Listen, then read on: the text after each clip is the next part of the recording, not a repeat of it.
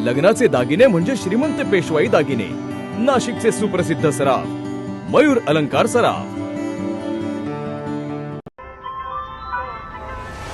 ताज्या बातम्यांसाठी नाशिक न्यूजच्या YouTube चॅनलला सबस्क्राईब करा आणि बेल आयकॉनला प्रेस करा।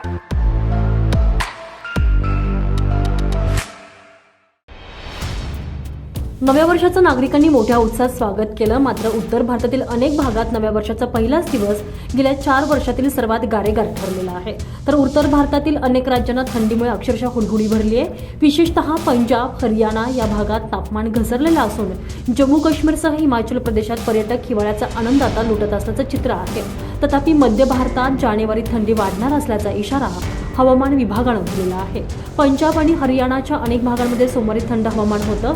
पंजाबच्या गुरुदासपूरमध्ये किमान 6 अंश सेल्सिअस तापमान नोंदवलं गेलं आहे। तर पहाटे दोनही राज्यांमध्ये काही ठिकाणी धुके देखील दिसून आलेले आहे। तर भारतीय हवामान खात्यानं देशाच्या मध्यवर्ती भागात जानेवारी सावधगिरी बाळगण्याचा इशारा दिलेला आहे। पुढील 3 दिवस उत्तर, पश्चिम आणि पूर्व भारताच्या काही भागात दाट धुके राहण्याचा देखील अंदाज वर्तवण्यात आलेला आहे।